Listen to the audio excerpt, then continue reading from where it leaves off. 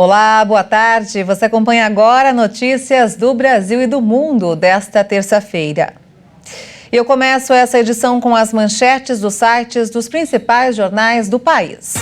Folha de São Paulo: alunos da rede municipal de São Paulo chegam ao segundo semestre letivo sem uniforme. A prefeitura distribuiu vale para a compra da vestimenta, mas 20% ainda não conseguiram usar o crédito. E agora o Estadão: Artemis 1, NASA prepara a missão de retorno à Lua. O lançamento não tripulado já tem 3 datas prováveis e ocorrerá a partir de agosto. Valor Econômico: investimento em capital privado supera a bolsa na última década. O retorno de fundos de private equity e venture capital foi mais que o dobro do Ibovespa, mostra estudo da ABV Cap. E por fim, o Globo: FMI corta a previsão de crescimento global e alerta para risco de recessão. O PIB do Brasil é revisado para cima. O PIB mundial deve avançar 3,2% em 2022, metade da expansão do ano anterior, com alta de inflação, guerra na Ucrânia e novos lockdowns na China.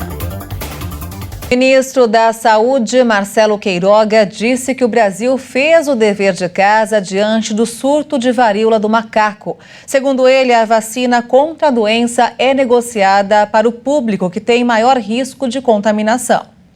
O ministro Queiroga diz que o Brasil já vem cuidando da varíola do macaco desde as primeiras suspeitas da doença. Segundo ele, o país preparou a estrutura para fazer o diagnóstico com 4 laboratórios capacitados.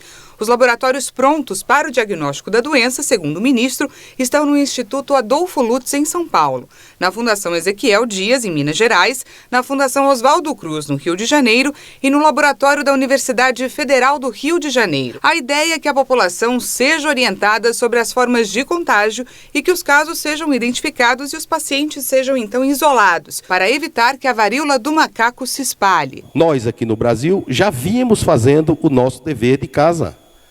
Desde o primeiro rumor, desde o primeiro caso suspeito, preparamos a nossa estrutura para fazer o diagnóstico. Temos 4 laboratórios hoje no Brasil com a capacidade de realizar esses diagnósticos e o acesso ao diagnóstico está disponível. Fizemos alertas para as secretarias estaduais, para as secretarias municipais de saúde. Os casos são identificados, os casos são isolados. Não há um tratamento específico, nós sabemos disso. O ministro ainda lembrou que as vacinas para a varíola não devem ser para toda a população e sim para um público mais restrito. Queiroga acrescentou que a Organização Mundial da Saúde declarou emergência de saúde global para que os países se preparem para enfrentar o problema. Um levantamento da Fiocruz apontou que em 2 anos a Covid-19 matou 3 vezes mais crianças que outras 14 doenças mataram em 10 anos. Ao todo foram registradas mais de 500 mortes de crianças com até 3 anos de idade pela doença. Entre 2020 e 2021, a Covid-19 matou 539 crianças de 6 meses até 3 anos de idade. Em uma década, foram registradas 144 mortes nessa mesma faixa etária em razão de outras doenças letais preveníveis por vacinas, como tétano, difteria, coqueluche, poliomielite, sarampo, rubéola e hepatite B. Os dados foram levantados pelo Observatório de Saúde na Infância da Fundação Oswaldo Cruz. Crianças de 6 meses a 3 anos representam cerca de 2 em cada 5 crianças que morreram com Covid-19 nos 2 primeiros anos da pandemia. Outra análise da Observa Infância revelou que 2 crianças menores de 5 anos morrem diariamente de Covid-19 aqui no Brasil. Ao todo, 1.439 crianças de até 5 anos morreram por Covid-19 nos 2 primeiros anos da pandemia no Brasil, sendo quase metade desses óbitos concentrados na região Nordeste. O Pronamp libera na próxima segunda-feira a concessão de crédito para microempreendedores individuais e micro e pequenos empreendedores. Serão cerca de 50 bilhões de reais para investimentos e capital de giro que poderão ser utilizados pelos empreendedores.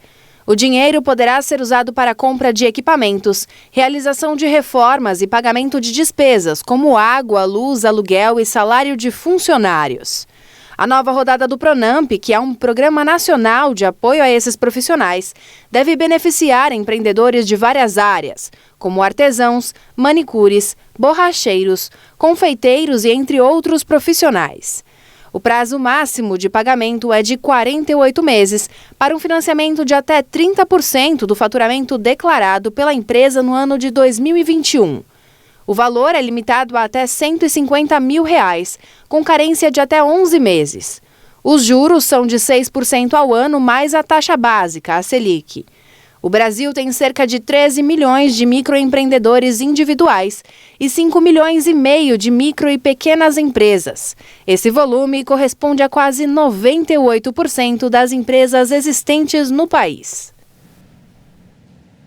O ex-presidente americano Donald Trump retorna a Washington nesta terça-feira pela primeira vez desde sua controversa saída da Casa Branca em 2021, sob a sombra do caos causado pela invasão do Capitólio.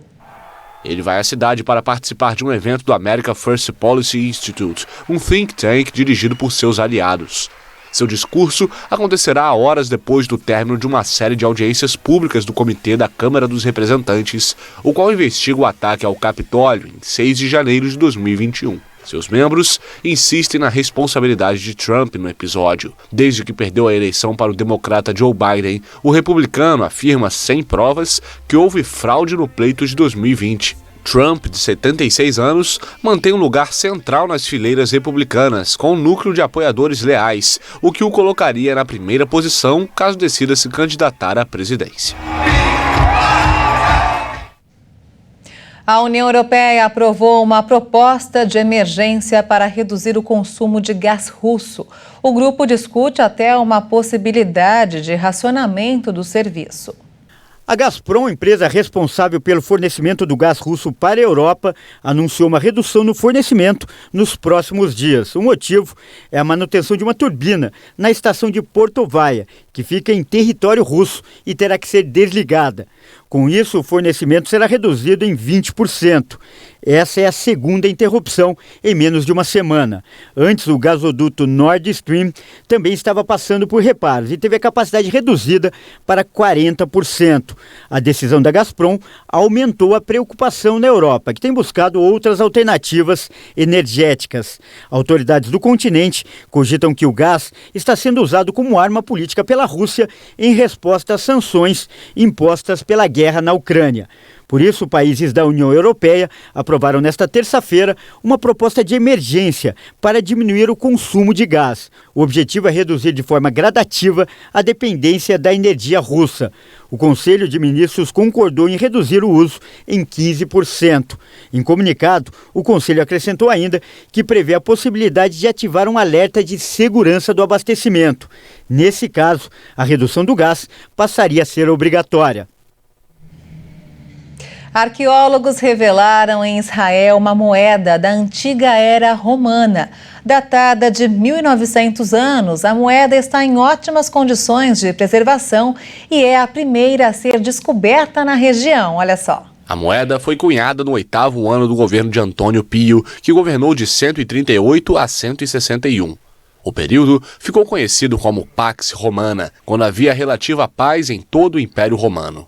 Na moeda podemos ver de um lado o rosto de César Séptimos Severus. No outro está a cabeça de Selene Luna, a guardiã da lua, na frente de uma estrela. E abaixo, um caranguejo, símbolo do signo do mês de julho. O item faz parte de uma série de 13 moedas que foram encontradas em outras regiões. 12 representam os signos e uma a roda completa do zodíaco. De acordo com os estudiosos, foi a primeira descoberta do tipo em águas israelenses. Os especialistas indicam que as circunstâncias da descoberta apontam que houve um naufrágio nas proximidades.